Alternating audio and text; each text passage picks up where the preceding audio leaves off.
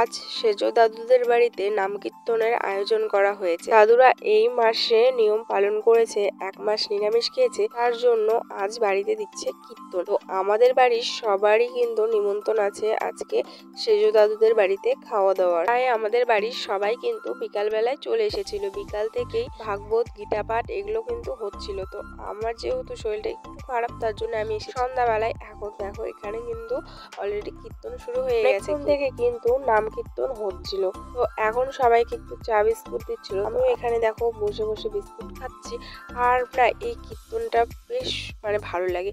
আগে যখন ছোট ছিলাম তখন ঠাকুমার সঙ্গে আমাদের এখানে একটা মন্দির আছে, সেখানে প্রত্যেক দিন রোজ যেতাম কীর্তনে। তো সেই কথাটা মনে পড়ছে। এখন তো আর যাওয়া হয় না, এখন বড় হয়ে গেছে, আর এখন আর কীর্তনও হয় না আগের মতো। তো যাই হোক, এখানে দেখো তিলক কেটে নিলাম। তিলক কাটলে কিন্তু দেখতে সবাইকে খুব সুন্দর লাগে, আর আমার তিলক পড়তে অনেক অনেক ভালো লাগে। তো দেখো এখানে তিলক কেটে দিল বুনু। তো তারপরে এখানে চা নিয়ে চলে আসছে আমার মা। এখন সবাই মিলে চা খাবো। আর এটা দেখো আমার কাকি বসে আছে। তো এখানে দেখো মা চা দিয়ে গেল, সবাইকেই চা দেওয়া হচ্ছিল। তো চলো বন্ধুরা, এখন চাটা খেয়ে নিই। আর ওদিকে কিন্তু রান্না বাড়ির জোগাড়ও কিন্তু হচ্ছে, ওদিকে রান্না হচ্ছে সবার জন্য, খাওয়া দাওয়ার জন্য, আর এদিকে কিন্তু কীর্তন হচ্ছে। তো আমরা সবাই কীর্তন শুনছিলাম, আর অনেক কিন্তু লোক এসেছিল। তো এখানে দেখো আমি চা খাচ্ছি, আর আমাদের এই বাড়িতে দুটো পুচকি আছে, দুটো বুনু আছে। সারাদিন ওদের ভাব দেখতে দেখতে শেষ হয়ে যাচ্ছে। তো এদিকে আমার ছেলেকে দেখো একটু চা খেয়ে দিচ্ছি, ও চা খাবে না। তো যাই হোক, এই দেখো এটা হচ্ছে আমার মেজো দাদু, আর এটা হচ্ছে আমার সেই দাদুর বউ। ওই দেখো একটু দেখিয়ে দিলাম তোমাদের, আমার দাদুরা 4 ভাই, সেই দাদুদের মধ্যে এটা আমার সেজু দাদু। তারপরে দেখো এখানে সবাই কীর্তন করছিল। তো ওনাকে কেউ দেখতে পাচ্ছিল না, উনি এখানে দাঁড়িয়ে থেকে একটু কীর্তন করছিল। তো দেখো কত সুন্দর কীর্তন করছিল। তো তার মধ্যে একটা ঘটনা ঘটে গেছে, কি বলো তো, দাঁড়াও তোমাদের সঙ্গে শেয়ার করছি। তো এই দেখো এখানে দেওয়ালের সঙ্গে একটা সাপ। হ্যাঁ বন্ধুরা, দেওয়ালের সঙ্গে একটা সাপ তোমাদের সঙ্গে শেয়ার করছি। দেখো, তো হঠাৎই চোখে পড়লো সাপটা এরকম করে দেওয়ালের সঙ্গে ঘুরে বেড়াচ্ছে। তো তারপর সবার তো ভয় লাগছিল। পরে সবাই বলল যে এটা ঘরমুনি নাকি সাপের নাম। তো এই সাপটা সেরকম কিছু করে না। তো সবাই চুপচাপই বসেছিল, বলছে যে ও বেরিয়ে যাবে। তো তার জন্য আমি এখানে বসে থেকে ভিডিও করছিলাম, আর সবাই শুধু সাপটাকেই দেখছিল যে কোথায় যায়। তো সাপটা আমি তো দেখে অবাক যে এই দেওয়ালের মধ্যে কি করে হেঁটে যাচ্ছে, এদের কি পা আছে। তো যাই হোক, অনেক কষ্টে ও জায়গা পাচ্ছিল না, কোথায় দিয়ে পালাবে এই করতে করতে এই যে ফাঁকা দিয়ে দেখো এখন চলে যাবে। তো যাই হোক, খুব ভালোভাবে সাপটা বেরিয়ে গেছে, নয়তো এখানে অনেক বাচ্চা কাচ্চা ছিল, বসেছিল, কোন দিকে চলে আসতো। তার জন্য বেরিয়ে গেছে, ভালো হয়েছে। তো এদিকে দেখো আমার কাকারা কিন্তু দুর্গা ঠাকুর বা সব রকমের ঠাকুর বানায়। তো এখানে দেখো যে পিছনে ঠাকুরের কাঠামোগুলো দেখতে পাচ্ছ। দুর্গাপূজা প্রায় দেখো চলে এসেছে। দুর্গাপূজার ওদিকে ঠাকুরগুলো বানিয়ে রেখেছে, আর এদিকে আমরা বসে বসে গান শুনছি। আর ওই যে দেখতে পাচ্ছ ঠাকুরগুলো।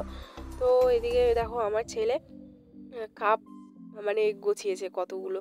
তো বাচ্চা কাচ্চারই আর কি বলবো। তো এসে দেখো দেখাচ্ছে কেমন করে, বলছে এই কাপ দিয়ে আমি চা খাবো, এরকম করে বলছে। তো যাই হোক, তারপরে অনেক দেরি হয়ে গেছে, কীর্তন ওদিকে হচ্ছে, আর বাচ্চা কাচ্চা ঘুমিয়ে যাবে, কান্নাকাটি করছে। তার জন্য আমাদের এই বারান্দাতে আমরা সেই ছোট ছোট বাচ্চা কাচ্চা মিলে খেয়ে নিচ্ছি। আর আমিও খেয়ে নিলাম, কারণ আমার শরীরটা ভালো ছিল না। তার জন্য এখানে খেতে বসে পড়লাম ছেলেকে নিয়েও। তো ছেলে একা একাই খেতে পারবে না, তার জন্য। তো ওদিকে কিন্তু কীর্তন এখনো শেষ হয়নি, ভেবেছিলাম একবারে পরেই খাবো, তো খেয়ে নিলাম। আর এদিকে দেখো প্রসাদ দিল। তো তারপরে এদিকে এখন ভাতটা তো আনবে, আর আমার ছেলেকে আমি খাইয়ে দিচ্ছিলাম। আমার ছেলে যেন ফল খেতেই যায় না। তো দুটো আপেল দিলাম, আর আমি তরমুজটা নিয়ে নিলাম ওর কাছ থেকে। তারপর এদিকে দেখো ছিল পাঁপড় ভাজা, তারপরে ছিল ভাত, সঙ্গে ছিল ডাল, আর ছিল ঘন্ট। তো তারপরে ছিল হচ্ছে পনিরের তরকারি, চাটনি, আর পায়েস ছিল। তো এই ছিল আজকের খাওয়া দাওয়া। তো এখানে সবাই মিলে দেখো আমরা খাচ্ছি। তাই তোমাদের সঙ্গে একটু শেয়ার করলাম। আমার শরীরটা প্রচন্ড খারাপ, কয়েকদিন ধরে কিছু খেতে পারছি না। আগের দিনের ভিডিও করেছি, মানে খাওয়ার ভিডিও, কারণ স্পিড জোরে করে দিয়েছি তো মনে হচ্ছে যে আমি কতই খাচ্ছি। তো অনেকে কমেন্ট করে যে কম খাও কম খাও, কিন্তু কি বলো তো বন্ধুরা, ওই ভিডিওর মধ্যে না মনে হয় যে অনেক খাই, কিন্তু অতটাও খেতে পারি না, কারণ স্পিডটা বেশি দেওয়া থাকে তার জন্য ওরকম মনে হয়। তো যাই হোক, এদিকে দেখো সবাই খাচ্ছে অনেকে, আর এদিকে কীর্তন হচ্ছে। তো আমার খাওয়া দাওয়ার পরে এদিকে একটু কীর্তন শুনতে বসলাম। তো তারপরে এখন এখানে কীর্তন শুনে এখন যাব বাড়িতে। তো দেখো সবাই কত আনন্দ করছে, আর আমার তো যেতে ইচ্ছা করছে না, কিন্তু যেতে হবে। মানে শরীরটা খারাপ, তার জন্য গলার আওয়াজ শুনলে হয়তো তোমরা বুঝতে পারবে আমার এখনো শরীরটা কতটা খারাপ আছে। আর ওইদিকে আমার ছেলেও দেখো আছে। তো চলো বন্ধুরা এখন বাড়ি যাই। আর যারা যারা ভিডিওটা দেখছো তারা প্লিজ সবাই কমেন্ট করবে। তো চলো আজকের ভিডিওটা এইটুকুই, নেক্সট ভিডিওতে দেখা হচ্ছে।